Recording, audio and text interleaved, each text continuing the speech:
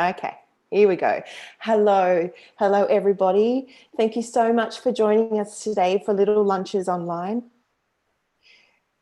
It's very exciting to have you here, and I appreciate you joining us. We're going to be talking about deaf culture, deaf space, and access to the arts. And I've invited Irene Holub here today to join us in conversation. She'll be talking about the Flow Festival, but the first thing I wanted to focus on was inclusiveness, in particular for deaf people who want to access the arts. I am Riona, and I wear many hats in the creative industries. Today, I'm wearing primarily the Riona hat. I'm wearing my favourite colour, which is purple, and I'm an independent artist. I wear 3 or 4 different hats. So I've introduced the Riona hat. The other one is representing accessible arts. I'd like to acknowledge them for supporting deaf arts. The other hat I wear is that of a director of the operations manager for Flow Festival, which we will talk about later with Irene. And then lastly, the social events coordinator for the Australian Deaf Games, which is a massive responsibility, ensuring that the calendar of the social calendar rather, or social and cultural calendar of the Australian Deaf Games is completely accessible to all who participate. So back to my Riona hat. In this current climate of COVID-19, it has had serious impacts on the creative industries. And so with a lot of us enduring self-isolation or quarantine, it is a struggle. But the struggle is especially real for those of us who cannot access culture, whether it's movies or podcasts or vlogs or any other resources that rely on the ear or audio. So it really does have significant impacts on our experience in accessing the arts and also our mental health. We are unable to just log on to any performance that has transformed to online during this current climate. We are unable to join just any webinar, and it has been increasingly frustrating and caused quite a lot of stress. But I'm really thankful to Little Lunches Online and Arts Front and Feral Arts for creating not just this concept, but making them completely inclusive by providing Auslan interpreters and captioning. I'm incredibly grateful because now I still am able to feel connected to the creative industries and my colleagues across Australia. So that's a positive, but there are so many other organisations that I feel excluded from. And I'm tired of having to contact each organisation and ask if they could make their forums accessible. You know, at least in the form of captioning, because it's part of our professional development. It contributes to our work and our practice and our mental health. So I am completely grateful. To those who have obliged, it creates greater awareness of inclusivity, absolutely. And I'm worried that once we, you know, endure this long road back and we come out through the other side after COVID-19, are organisations still going to commit to access? I would love to see that continue. I'd love to see this commitment to good work and inclusivity continue, inclusivity and access for the deaf community. And, you know, there are differences between captioning and Auslan interpreting. People prefer to access one or the other, sometimes both. We have a very rich culture and a very rich community, and we are very keen to share it, not just access your world, but for you to access ours. So really, at the end of the day, we're all human. We're all the same, regardless of our deafness or disability or where we're from. And today I really want to look at the deaf identity. Now, you know, you can spell deafness, deaf as you would spell it, D-E-A-F. Some deaf people spell deaf always with a capital D because it's really about an identity. it's really worthwhile thinking about how we perceive ourselves and how we feel. And in us supporting the creative industries, we would like for you to support our beautiful culture and our contribution to the arts. With Irene, I have been working with her for quite a while. We met approximately 2 years ago at the Flow Festival. I flew into Melbourne from Sydney just to check it out, and it was so inspiring, and to be in a completely deaf space. And if you're not sure what that means, it means a completely deaf-led event. And I didn't feel like I had to be worried about access. Everything was accessible. And I will ask Irene to talk more about the Flow Festival, what it means for deaf people and deaf artists.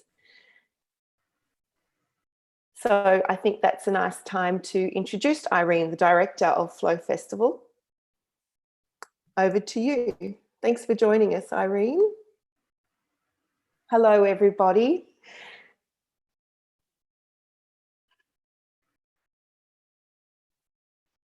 So this is Irene speaking. Hello.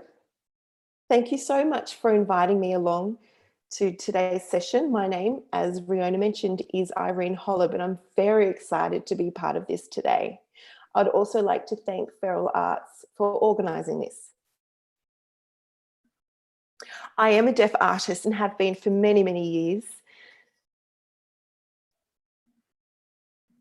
I have been practicing art since before the advent of modern technology. And it was very difficult for a deaf artist to engage and connect with other artists without technology and what opportunities it has offered us today. And I've realised how important it is to offer opportunities for collaboration and networking, because before then we did face extreme barriers, and we still do when it comes to access, but things have come such a long way over time. I have seen a growth in the Deaf Artists Network. I have seen an increase in deaf identity and people feeling proud of their practice and their work as a deaf artist. I have seen collaborations take place globally. And that's all contributed to, that's all because of things becoming more accessible. Deaf artists are able to network and collaborate and communicate across continents and time zones, and it's really a beautiful thing to see. So that's been a wonderful positive and had a wonderful impact on the social arts movement. Previously, deaf artists, I guess you could say they were hidden. They would be practicing art for many years, but you wouldn't know about them. But then a network was formed. And that was devised by Arts Access Victoria, who were very productive in supporting deaf artists and bringing them together. And I guess supporting them to make a break into the mainstream scene. So that was one thing that happened. And that was really driven by Jodie Mundy, who herself has deaf parents. Her parents are deaf and her siblings are deaf. So she really lives and breathes deafness and Auslan. And she was so supportive of deaf artists and performers, along with Arts Access Victoria. And so they formed something called Deaf Arts Network. And it just, the scene of deaf artists exploded. All of a sudden, people coming out of the woodwork, deaf artists and performers we had never even heard of before. And then last year, Fringe Festival even employed a deaf person, that's Anna Seymour, to become part of the team, the production team. So you can see just from the few examples I've given how much it's come. I guess inclusivity has come such a long way, and we do feel we have more of an equal footing and we have more respect. At last year's Fringe Festival, there were 5 deaf performers, which is incredible. It's never been seen before.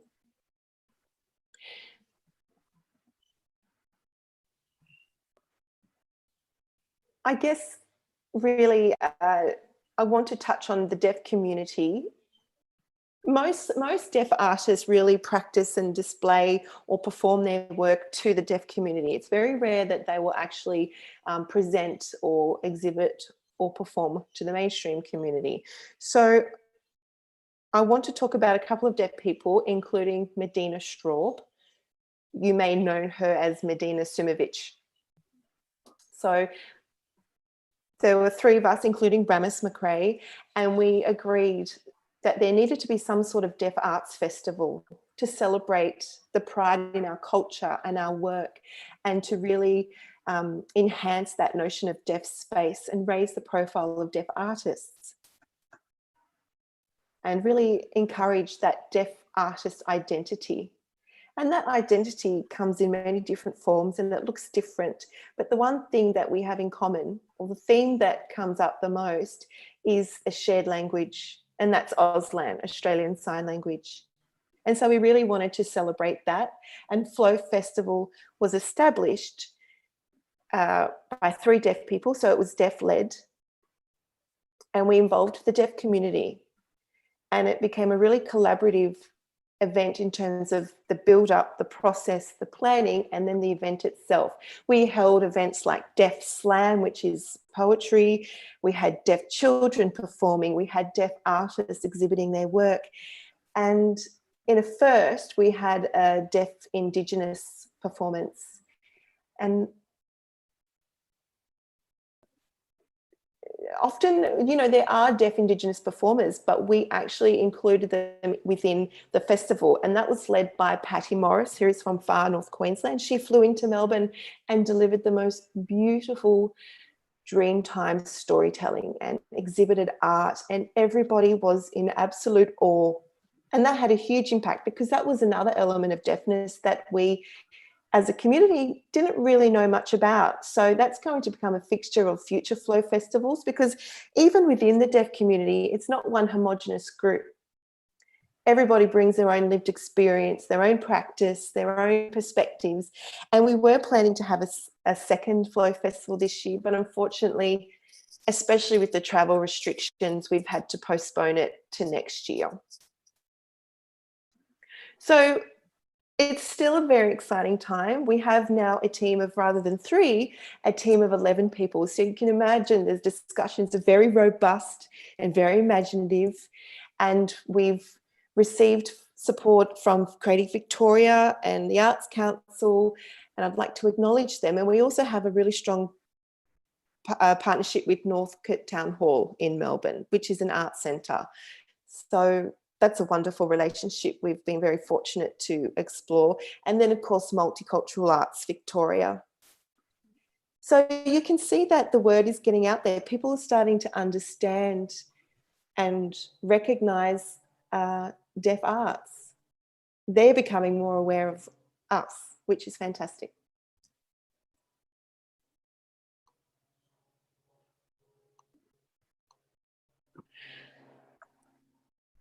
So, Riona speaking, it's lovely to be able to have a platform for us to share our work and our practice, but also create awareness amongst the mainstream arts community. So I'm just wondering, look, because I'm wondering if those who do not rely on Auslan or who are not deaf, if you wouldn't mind stopping your video. So the only people that appear on my screen are deaf people, and that way it's easy for me to, their screens will become bigger and I can easily read back their Auslan. That would be wonderful. And then we will, for those of you who turn your cameras off, you'll be hidden, so it makes everybody else's boxes bigger. Thank you. So I've talked about the success of Flow Festival, and that happens in Victoria. But I think, you know, with the more recognition of the mainstream, I think it has the potential to really grow and perhaps take place in other locations, especially as the team grows. We've now got 11 with lots more creative perspectives and ideas. So I've got a question for you, if, you know, or an offer for you, if you would like to collaborate with us or invite us to collaborate with you, please do so.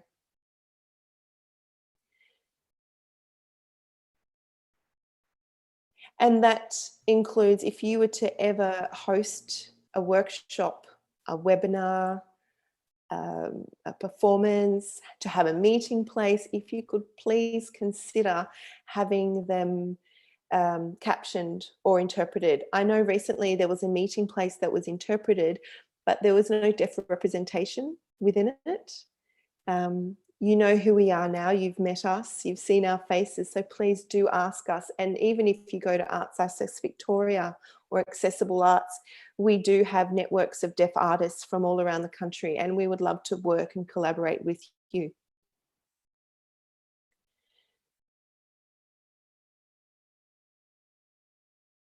I would really love to see our industry help make their works or their resources more accessible.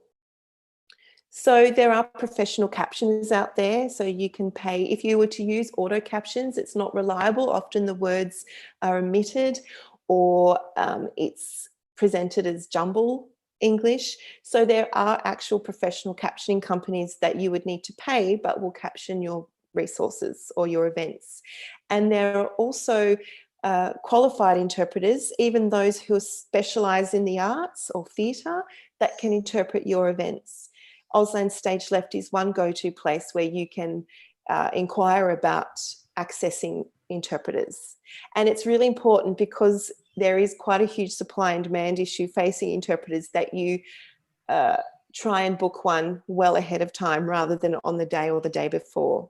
And I know funding is it is a barrier for people, but a trick here is when you are applying for funding to include access costs within your application rather than have it as an add-on after you've received the funding. Put that budget within your initial application.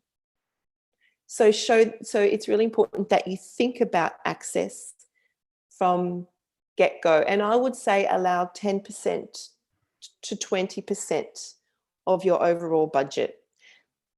That could average between 5,000 to 10,000. There are plenty of resources, information, if you would like to learn more about making your work more accessible. You just need to go to Arts Access Victoria, and they have so many resources. I'm trying to keep this to half an hour, so I am speeding through, but I'm really grateful that we were offered 45 minutes, but I'm happy to just take 30 minutes. I'm happy to have a Q&A. So if anyone would like to ask a question, please do go ahead. We've got one from Fiona. I'm just from Sydney.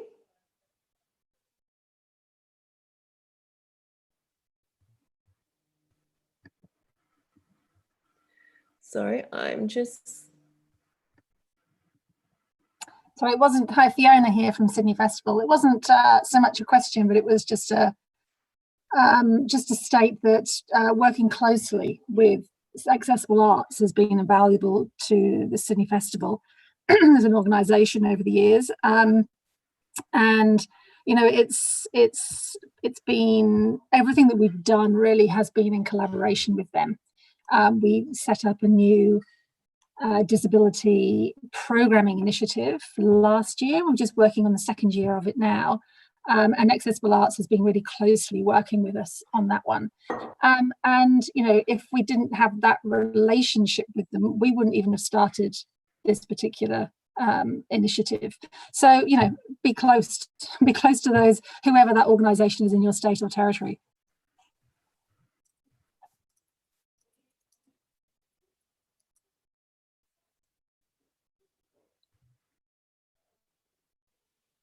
Thanks, Fiona.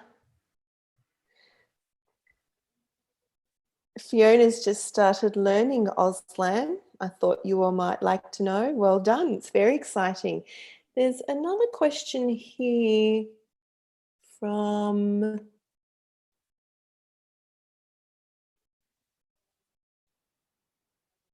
just from Michael. What do you think the experience would be to have a performance Auslan interpreted via Zoom, i.e. you could sit in the auditorium with the interpreter on screen? Bad idea?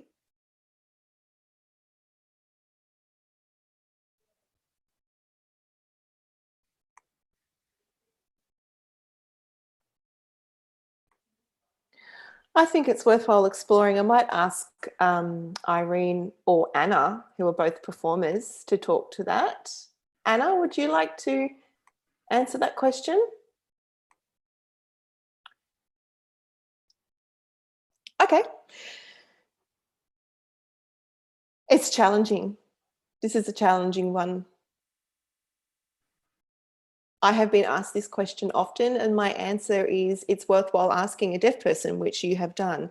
But it's worthwhile asking a deaf person to, before the show, create a promo video in Auslan, which can be distributed across social media channels.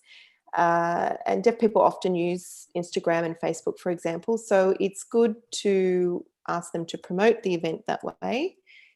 And Irene is saying, yes, I agree with that.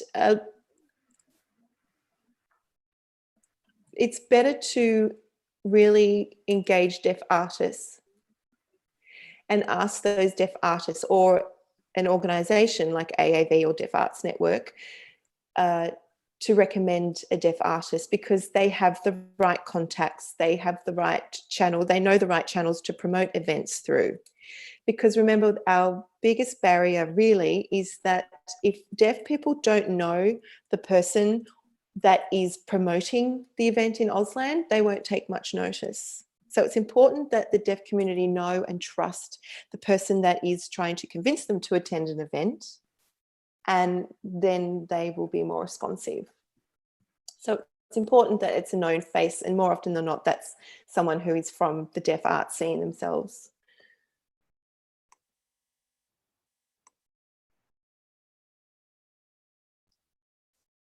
So the next question is from Melissa from Arts Nexus.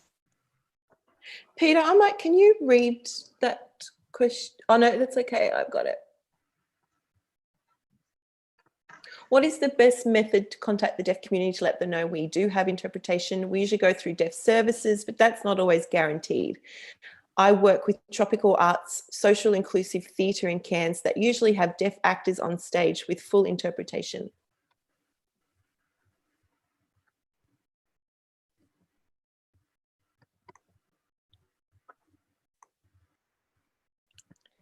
Someone's got their hand up. I think the best way to engage the deaf community is to contact Accessible Arts or through social media and Arts Essex Victoria, and just promote. Just in a search, type Auslan, and you will see a lot of perhaps groups or pages devoted to Auslan, the deaf community. So I would suggest really your first port of call should be any arts organisation that has a disability focus, or Arts Access Victoria or Accessible Arts. So that can help you with promoting your event, and they will, if they can't, then they will definitely know the best people too.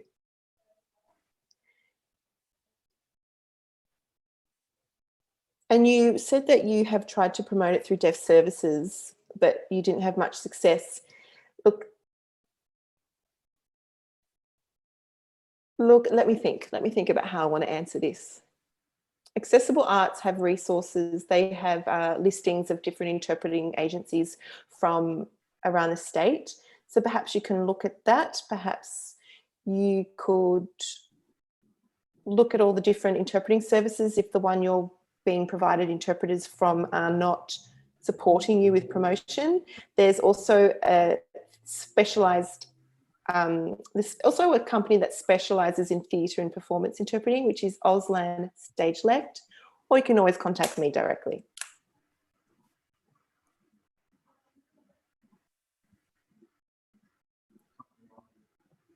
Okay, I think that's all of the questions from the chat. Does anyone else want to ask? Michael has a question. Michael Huxley has a question. Oh, that's already been answered by Riona.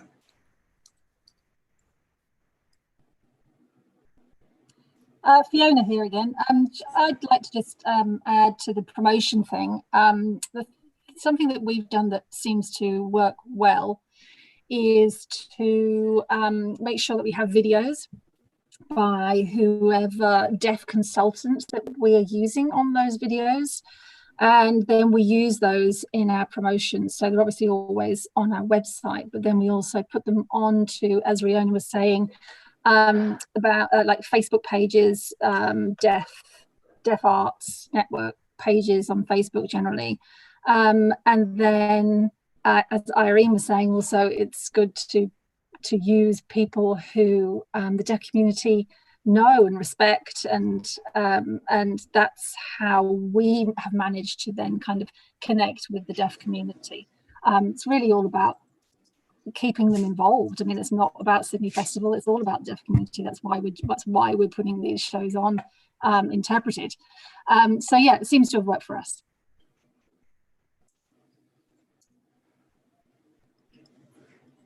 Thanks, Fiona. Irene wanted to add something. So Irene talking. Yes, it's very important. Last year at the Melbourne Fringe. Okay.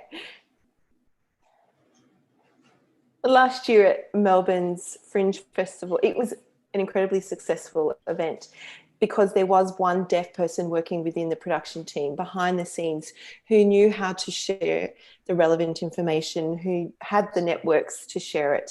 And that in turn attracted not just more deaf artists to perform, but more to attend. And those who did perform attracted not just deaf audiences, but mainstream artists as well. There are also organisations like Auslan Consultancy, who are a deaf-led business, and they can produce Auslan translations of any video. That's their job. They have contracts with the Australian government and all sorts of organisations. So if you would like to promote your event, you can approach Auslan Consultancy to actually produce a very professional promotional video for you. Alternatively, if you decide you want to work with the deaf community more and collaborate with them, again, you might want to undertake deafness awareness training. So that will teach you the more appropriate communication protocols and how to engage and communicate with deaf people more appropriately. So that's another thing Auslan Consultancy and other deaf organisations can offer. And, you know, while you're at it, you may as well learn Auslan. This is Riona speaking. Thank you, Irene. They're very useful tips. At Accessible Arts, I'll be finishing up very soon and setting up my own business. And it focuses on deaf training, deaf awareness training and deaf consultancy, and how to, you know, working on stage, your stagecraft. So I'm partnering with different organisations. So I'll be kind of like the bridge, that cultural bridge on how artists and organisations and audiences can work together. So that's something I'm very excited about. And that's when I referred to my Riona hat. And I must apologise to those people who are vision impaired. I forgot to describe who I am. I'm very sorry. So I have blonde, short, wavy hair. I'm approximately 40. I'm wearing a purple parka and a pink jumpsuit. And underneath that is a black shirt. I am smiling and I have a grey background behind me that's hiding a lot of mess surrounding me. And I do deeply apologise for forgetting to introduce myself visually. I'll just hand back to Irene. Unfortunately, I'm unable to keep up with the chat, but Maxine wants to ask a question in Auslan. So I don't know how we make that happen. There she is.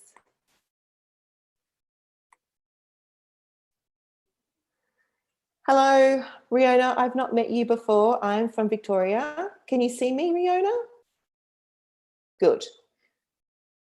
Thank you for so much today. I've really enjoyed this discussion. I'm hearing myself, and I'm an Auslan interpreter, but I have been involved in the arts and theatre with different organisations. And one thing that I find as a barrier is that theatre organisations want to provide access, either using deaf or hearing interpreters, but then they'll provide interpreters, but few deaf people attend. and then that they're reluctant to provide access again. But I do explain the importance of building a relationship with the deaf community. Sometimes it might take even a few years, but from their perspective, it seems as though they're wasting money. But like Irene said earlier, deaf people will go if they feel they know and trust the organisation and are familiar with the people involved. So that takes time. So I'm just wondering, from your perspectives, the deaf perspectives, if you have any resources or anything you think that might support organisations to help them understand the importance of audience development.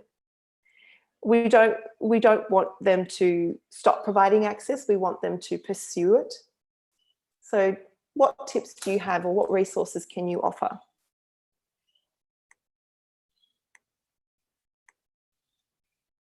So this is Riona. You're right, Maxine, it takes time. It needs time to develop trust and a reputation.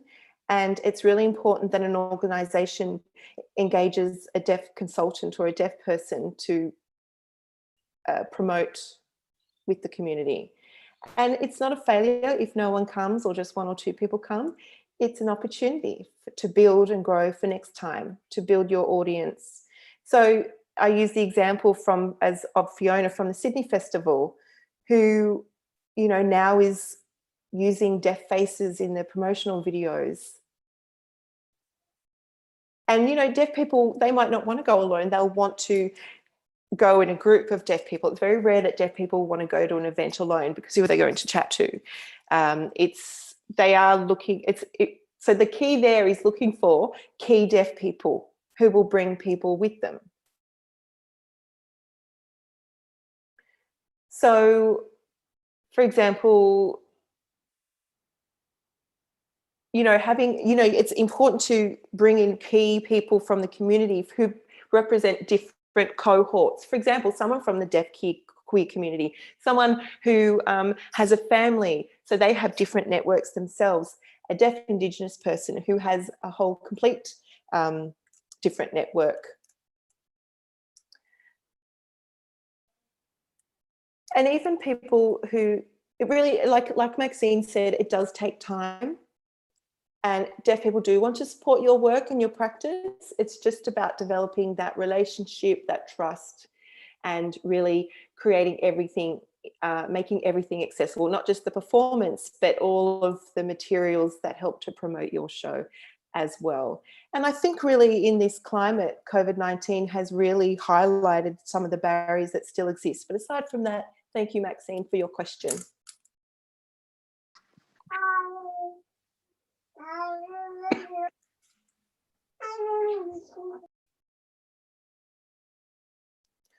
Okay. Okay, I don't know if the rest of you, does anyone else have a question? Or Irene's just saying Jody has posted a question in the chat about, if someone can read that. Peter, are you able to see that question in the chat? I can read that question if you like. Oh, great. Thank you, Elliot. Or no, that wasn't Elliot. What are your thoughts of the current controversy happening in the deaf community about hearing performer Andy Dexterity? The community believe he is culturally misappropriating the language and culture of deaf community. What can the arts industry learn about a protocol of the deaf community?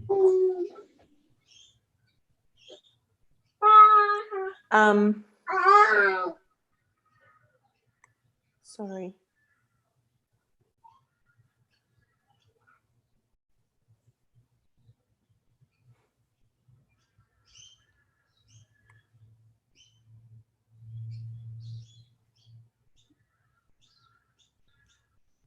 It's Peter. So can you read out that question again, please, so Peter can sign it? Okay.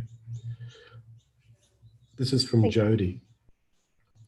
What are your thoughts of the current controversy happening in the deaf community about hearing performer Andy Dexterity? The community believe he is culturally misappropriating the language and culture of the deaf community. What can the arts industry learn about the protocols of deaf community?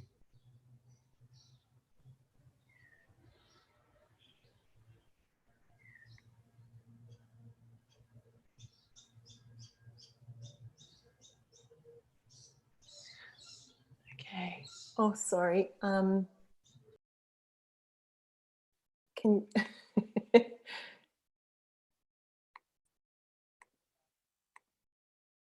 okay. So really, you need to have a deaf person involved, either as a consultant or a co-performer. And it's really important that if someone's going to represent the Auslan, the deaf community, deaf space, deaf identity, that they need to have that lived experience.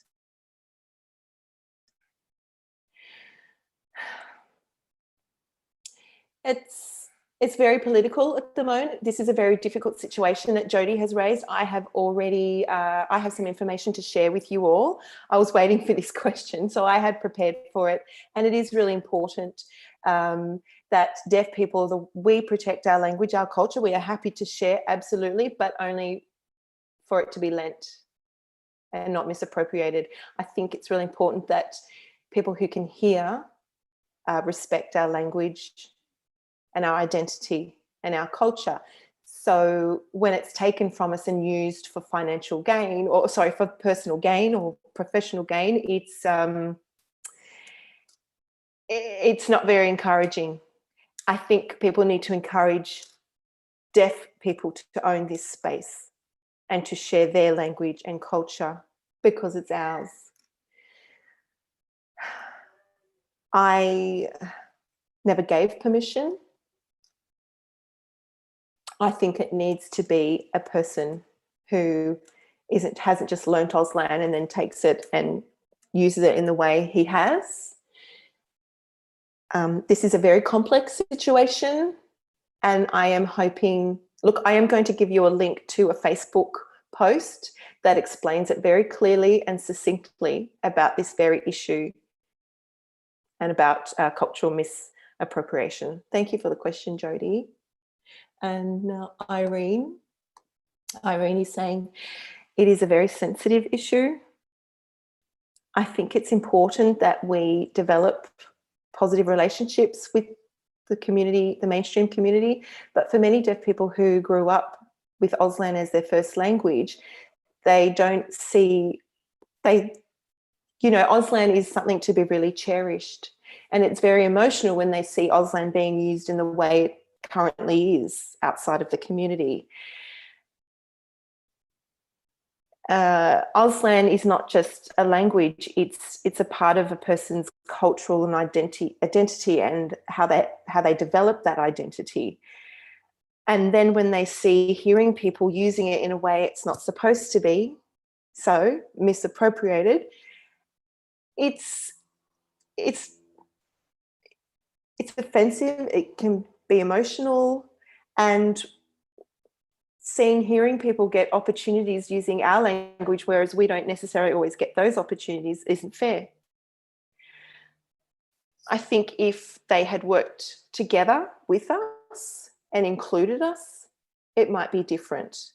It's like you wouldn't misappropriate an Indigenous artist's culture or work.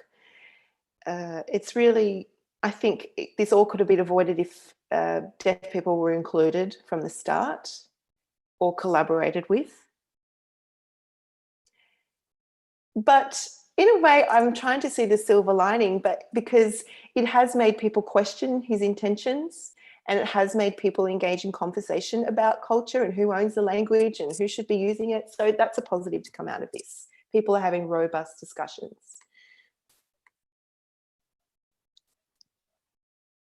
Riona is saying you raise a valid point, Irene. I wish we had endless hours to continue this discussion today, but hopefully it can take place in other forums. In wrapping up, I would love to thank Little Lunches Online for giving us this opportunity to share our work and our language and our culture I would like to thank you all for attending today and supporting us, and we look forward to future collaborations. Thank you.